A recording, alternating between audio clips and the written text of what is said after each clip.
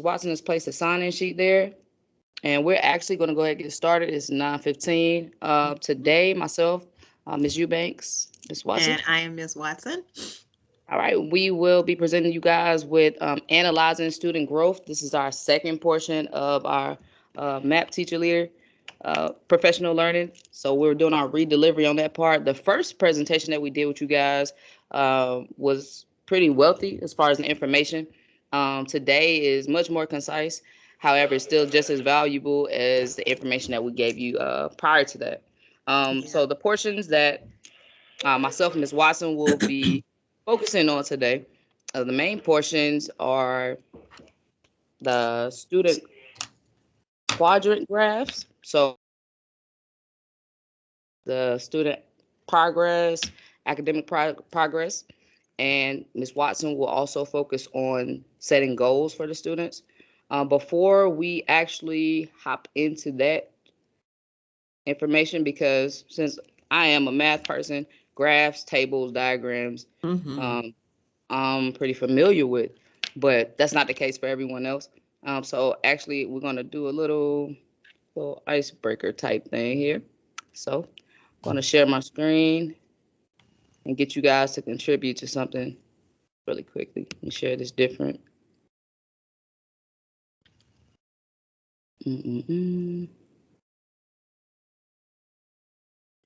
Hold on. It's the trusty old Promethean board.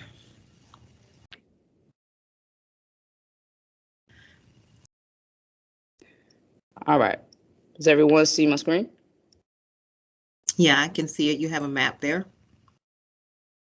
All right.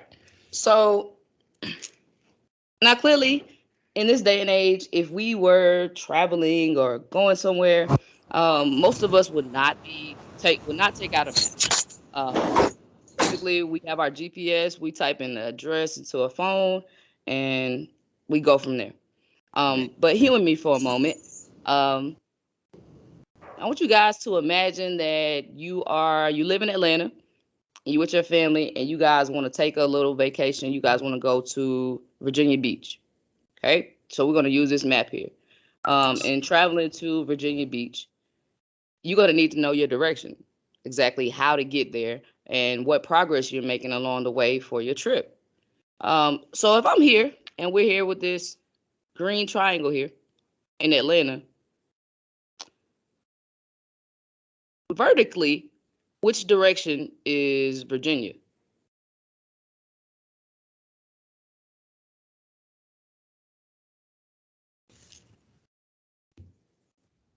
Northeast. Vertically is north, right? Mr. Harris just gave it all to us. He gave us northeast. Okay, so horizontally it would be east. So vertically, if you were traveling with your family, so I'm gonna move this little triangle up. When we're gonna travel up, we're gonna go north. Let's see, 1 second. Right, vertically, you traveling with your family, you traveling north. You making progress on your trip, right? You're not in Atlanta anymore, are you? No. No, not in Atlanta anymore. And actually, you're right on the edge of Virginia.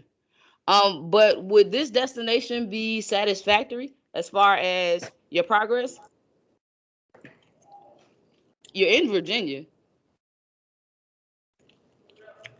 No, you're not at your destination though.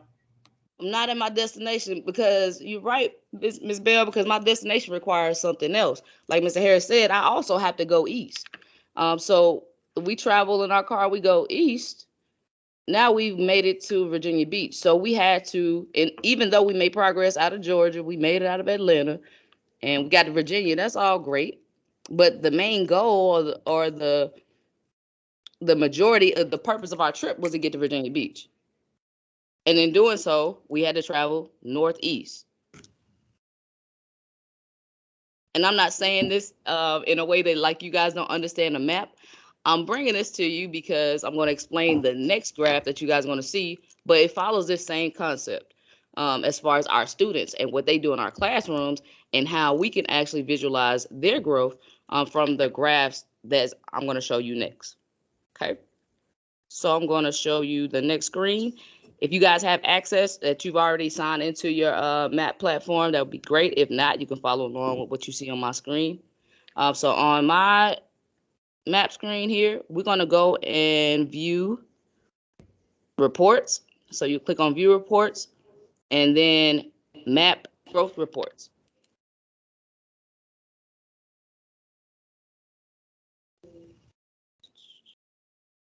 All right, so once we get into map growth reports, several of these reports we have ventured into on our previous presentation. The one that I'm going to focus on today is this one here, the achievement, status, and growth quadrant. Now, many of us, we probably haven't used this one or ventured to this one much because there's a lot going on in it. That's what I say to sum it up. But with the concept that we just did with the map, it should help it make a little bit more sense. So looking at what we have here, we're going to actually look into what we have from fall as well as winter map results so far. And so far, you should have results for reading and math from your students. So those are the two main ones that we could actually take a look at. And I'm going to select the class. Let's see.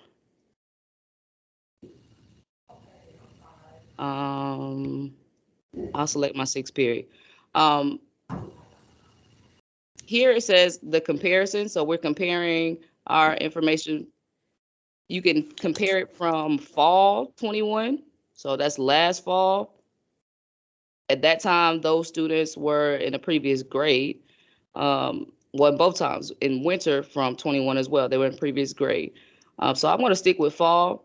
But just a heads up for those of you that may have smaller groups, whether it's accelerated or if you're looking at your co-talk class, be sure to click this button here that says small group display, because if there are less than 10 students on that roster, it won't show all the data that you would need to see. So I'm going to click that anyway and create a report. All right. So here we have the quadrant that I was speaking to.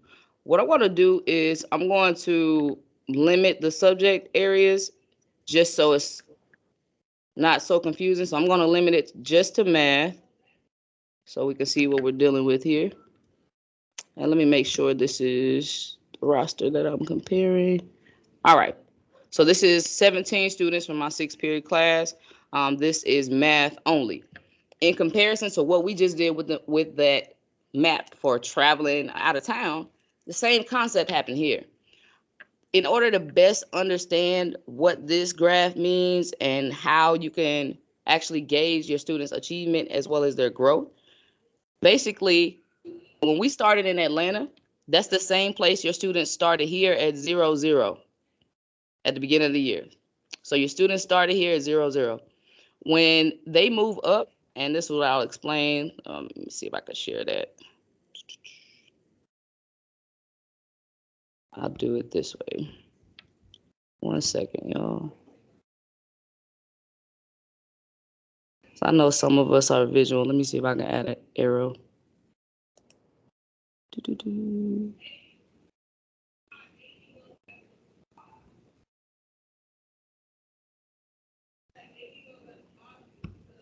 All right, so when we speak of student growth versus academic achievement, the difference is what they're doing in your classroom versus what they're doing on grade level. So even though we may see a significant amount of growth in our classroom, the grade level is what's compared the most as well to make sure that they are actually prepared for the students in their milestones.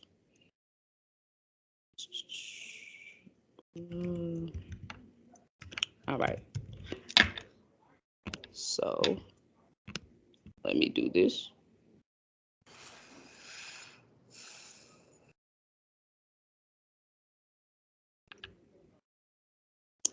Okay.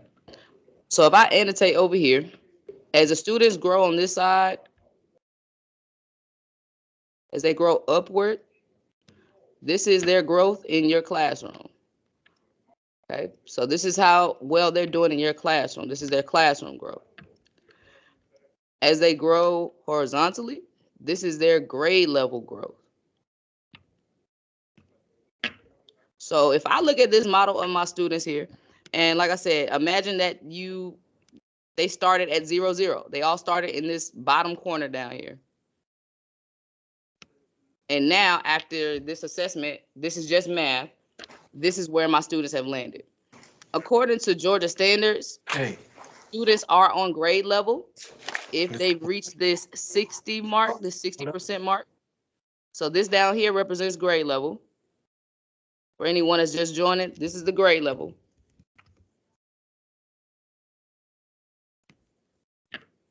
And the one to the vertical line is your classroom work. So their classwork, how well they can do in performing in your class, specific where it's math, reading, ELA.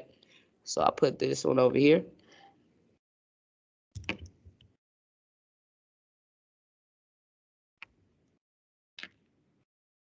So the goal is here at the 60 range, the 60% range. So if I drag this line that we have, drag this line over to the 60 mark, this tells me that every student in front of this line is on grade level. Every student in front of this line is on grade level. Every student that's behind this line is not on grade level currently. Even though they may have high growth in the classroom. So some of these students, they're at high growth in my classroom. However, they're not on target to be proficient for the milestone. I'll stop there. Any questions so far?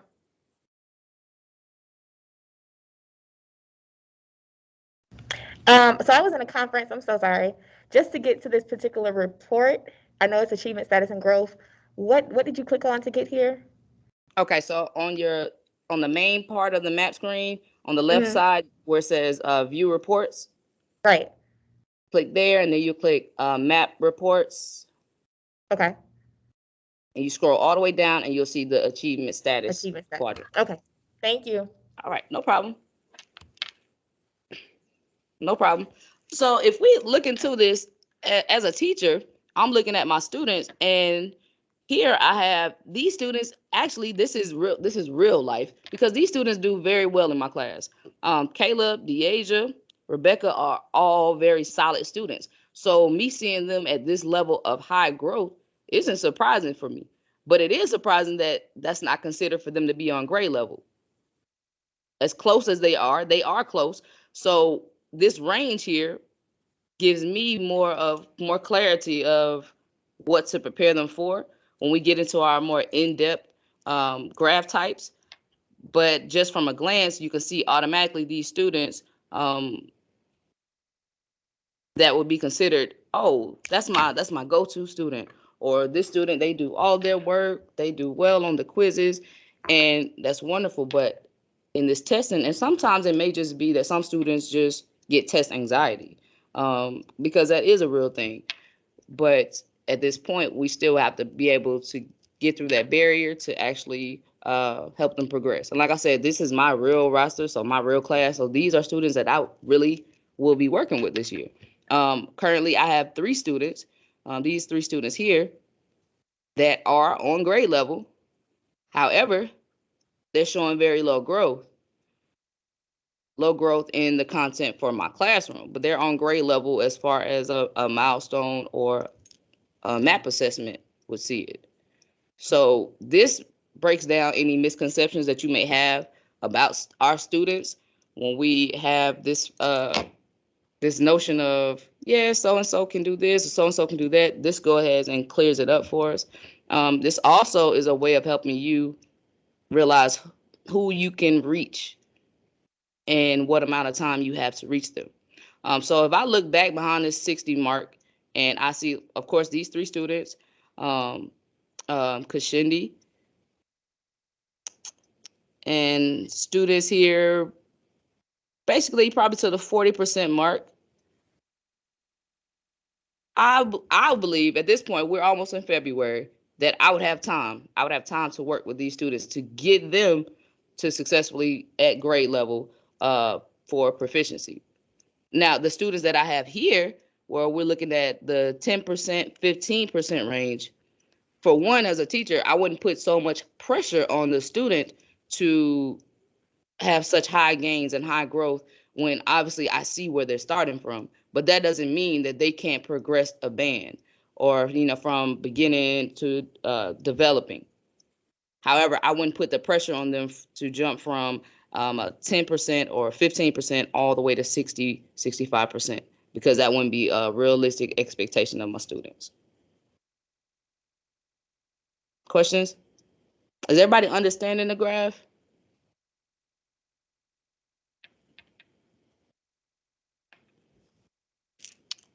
You don't have to speak out. You can give a thumbs up. I know could be a little shy.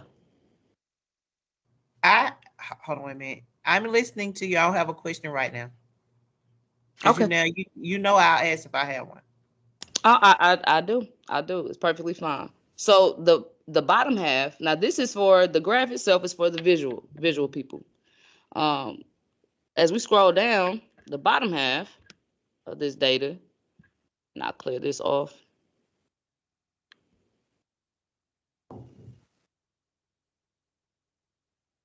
Right, so the bottom half of this data shows us the numbers. Okay, so the comparisons that we like to see. So for each of these students specifically, we can see how they grew and who actually met their projected growth from their previous test. So again, like I said, this is comparing the fall 21 to winter 22. So the first test they took in the fall and to now. This is just in math. So with my first student here, Dekeitha, her RIT score was a 210. Now it's a 225. So she did meet her projected growth. And this is, like, again, I said, student by student. So you can see that that growth from her. And at that, she scored a 15-point growth, 15 points in growth. As I mentioned earlier about the students that I wouldn't want to put pressure on, 15 points is a lot of growth. But that says a lot about her as a student as well. So of course, I'm proud of her to see her grow in that matter, but I wouldn't put that same amount of pressure on Karan, who was at a 204, and he moved up to a 205. No, he didn't meet his projected growth, but as his teacher, I know that was growth for him. And this is how, of course, we work through it, just like we've done in all these years. But now you actually have the data to back up what's going on. One of my students here, Carter, she actually saw a decrease in her score. And I can see that as well, because though she's a high student and high achieving, she also began to get very comfortable in class. She began to get very playful or complacent towards her assignments. So this -8 is a reflection of getting a little, want to say, lackluster towards class and her assignments. So it correlates. Another matter is, this is a general class. Those of you that teach accelerated classes, or especially like Miss Singh, your coordinate algebra class, there is going to be a difference in the growth, because with everything there's a ceiling. So they can only reach so high. So for your students that are in accelerated, for example, you may only see a range of 1 or 2 points in growth as far as they are concerned. But those 1 or 2 points that they gained were just as complicated to gain as it was for the age to get this 15 points. So for them to maintain their level was just as hard as it was for her to grow to the level that she is. So always remember that when you're looking at it, as far as keeping everything in perspective, that, oh, they only got 1 point in their growth. So no, they didn't meet a projected growth, but they can only go so high as well. All right. Lastly, if there are any questions on this part, lastly, I'm going to show you guys something to help you and assist you with if you are doing stations in your class with your students, or if you wanted some assistance with how best to group your students. So if there aren't any questions on this data, I'm going to back out. And we're going to check out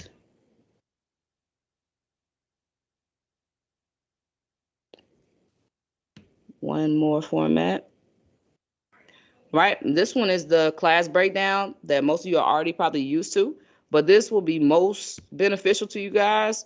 Again, if you want to use anything with grouping the students, and you want them to all work on a level together or certain skills together, this already has them grouped into their RIT scores, so that easily you can set up stations, or you can assign them the same assignments for Freckle or IXL.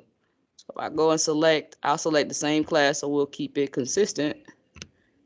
And you can choose it, of course, by either RIT score, your instructional area, or the projected proficiency. So those are your three options there. And let's view the report online. All right, so looking at these scores, on the lower end of my students, I do have, and these are both subjects that they've already completed. So for math, on the lower end, from the 191 to 200, these three students here would be, it would be beneficial for me to group them together. However, King is on the higher end, so he still may need a little more, or he may end up being the leader of the group. So this allows you to designate titles and duties to each of them, but it breaks down, what they're capable of. In a group like this here, the 230 group, of course, it's too large to make it one group of their own, unless you just sending assignments, whether it's for RTI or just reinforcing what you're teaching them. But to break them down into half and half of this group, basically, this group is not only they're on their level for proficiency, but they may also need additional rigor, and similar to this last group as well.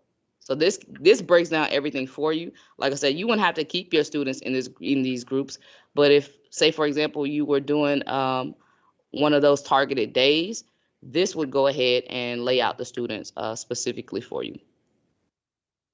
All right, any questions about that?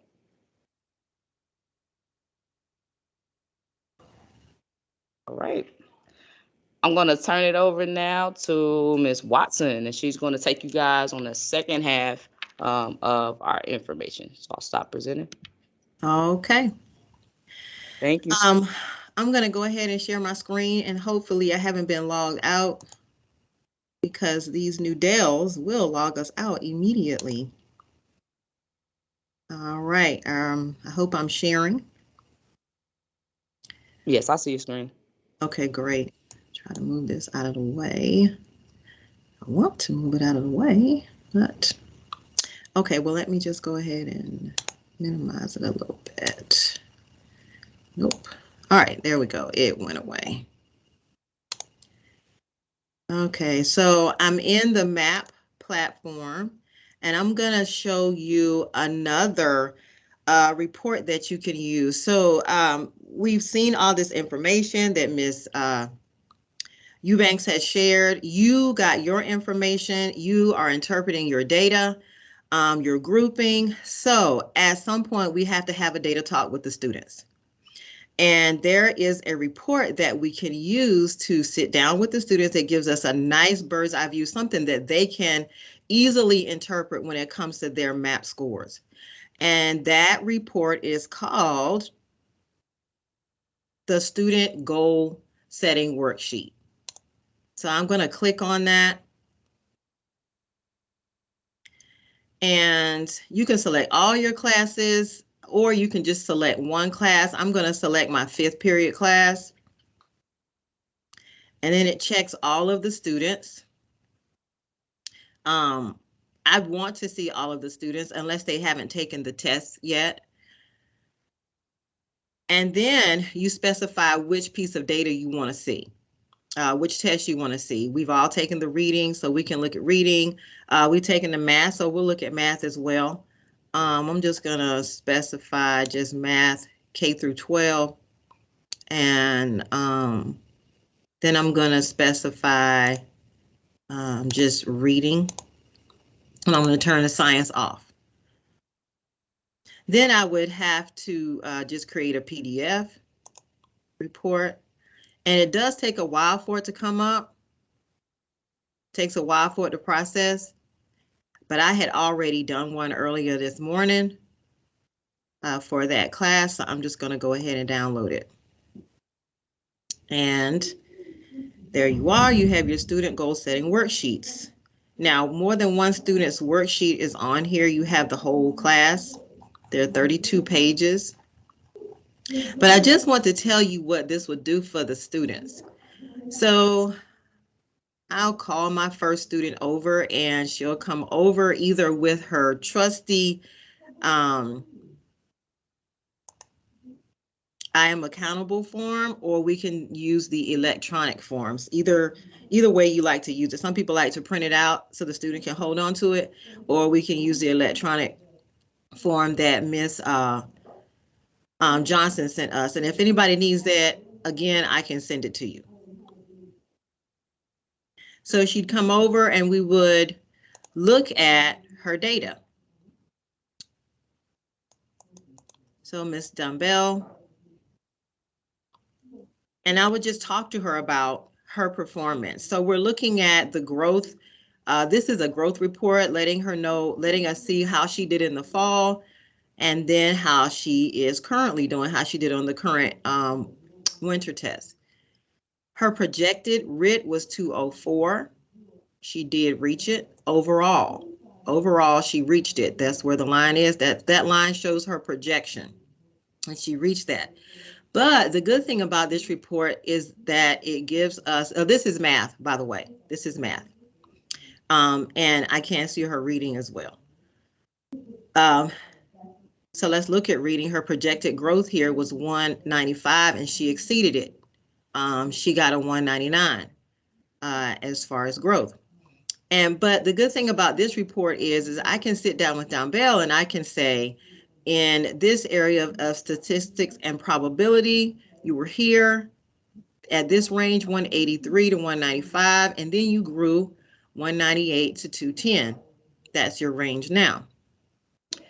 And so forth and so on in each area. Geometry, operations, and algebraic thinking. And then for reading, informational text, she grew. Literature, there was growth. And also vocabulary acquisition and use. And then her Lexile range grew. And I remember telling her about this. She was so happy with herself. She went from a 340 to 490 Lexile to a 570 to 720 Lexile. That's great growth. You see some highlights here, the greens and the yellows. The greens specify areas of relative strength, and that's relative to her growth, relative to her own individualized projection and growth. And then you see areas of possible concern. Could she have grown? Did she grow as much as we wanted her to? Okay. These are some areas where we might need to hone in on when we do our differentiation in class. So from there, I would talk to her and ask her, what are your goals? What would you like to see change? What is your opinion about what you see? I'm letting her know what the scores mean, and then we talk about it and she creates her action plan. Now there is a space on here for her to create her action plan, but as a school, you know, we use our I am accountable form. And you record the scores here, of course, and then her journals. Now that we have this, and the student says, well, Miss Watson, what am I going to do? And I'm going to talk about reading because I'm a reading teacher. She says, Miss Watson, what am I going to do with all this information? How am I going to get better with my vocabulary acquisition and use? Well, if I want to be more specific, like Miss Eubanks was saying, I can go to another report.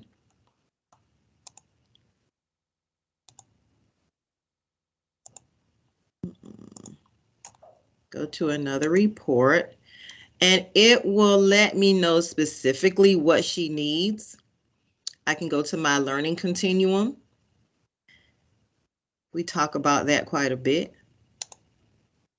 Specify reading, her class, and I can view.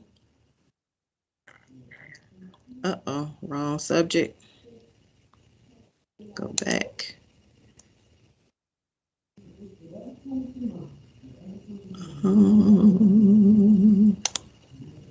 Thought I clicked reading before. Oh, it switched back. Let me go ahead.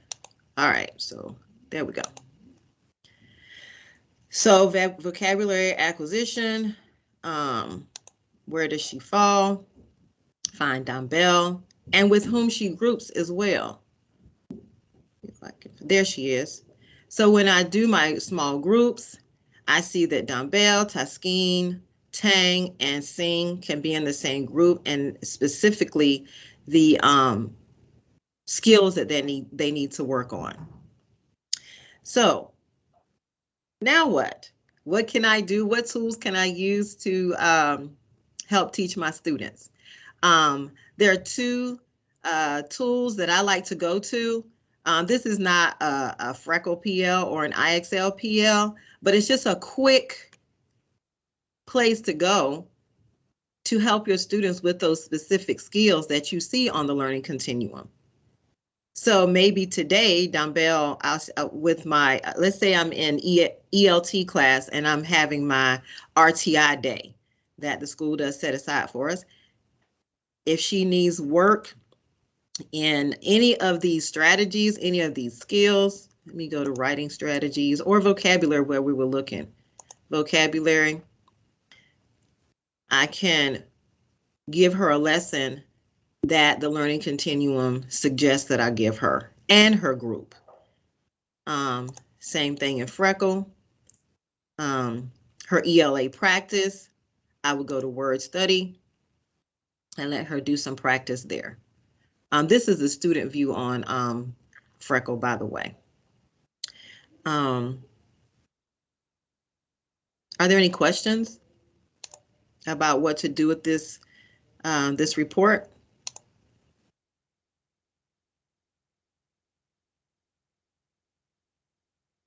I know it was quick. Yes. Was somebody talking? I said, no, ma'am, I didn't have any questions. Okay, so that piece was pretty quick and to the point. I think it's a useful tool for the students, just to let them see, and we have to let them see where they're going and how they're doing in class. In the chat, there is a resource that I put there just in case you do need some more specific information. I put, it's at the top, a Padlet resource where you can go and just find some other ways of using the data, and more specifically, how to interpret these reports. All right, and before we close out, if any of you are interested, especially with the I'm accountable forms, I know this year is completely different. And for myself, I'm not used to making copies anymore. So I don't know if you guys feel the same way. So Yeah. for my team, we actually made our I accountable forms into a digital format. So for the whole team, we all did our homerooms, and I'll show you guys what it looks like. 1 second. Can you send it to us? No, I can't send it to you. Your team will have to actually create theirs, but I can show you what it looks like. Hold on. Ferg said, can I send it to him? Hold on, let me share it. All right. All right, so when you go into your drive, your Google Drive, this is here where I shared it. So what Ms. Johnson sent out, and I'll show you guys an example. Like I pull up Miss Floyd's homeroom. So Ms. Johnson sent out the template, the same one that Ms. Watson just showed you. And what I did was I just copied the blank template. I made, it was probably about 16 or 17 copies because that's typically the size of each of our homerooms. Some get a little larger. And then once I did that, I saved it to a Google Drive. So I went back here to Google Drive and, sorry. So I went to the Google Drive and I created a new shared drive for me and my teammates, and just named it I'm Accountable. And so once I added each of them to the drive, they just copied my document and made their own. And so if you look into the documents itself, for example, for Ms. Floyd's homeroom, The only thing is all the students are on one document. So when you conference with the student, you want to make sure that you're conferencing with them and where they're not being able to see someone else's information. However, as teachers, this allows me, for example, if I have Miss Floyd's homeroom that day and we have time where we can conference and meet, I don't have to ask Miss Floyd for her documents or for her information. I can just simply go to it and add in my math information and add in goals or whatever for those students. But this is the option we took so that we wouldn't have, that back and forth of transferring papers and things of that nature, and we all would have easier access. So just an idea. Other than that, that does conclude for the day. Ms. Watson, did you I'm going already to go ahead place? and put. Yes, Ms. Watson is going to the- place the sign out sheet in there. Yes, I will. And if no one has any further questions for us, we appreciate your time. We appreciate you guys showing up and participating today.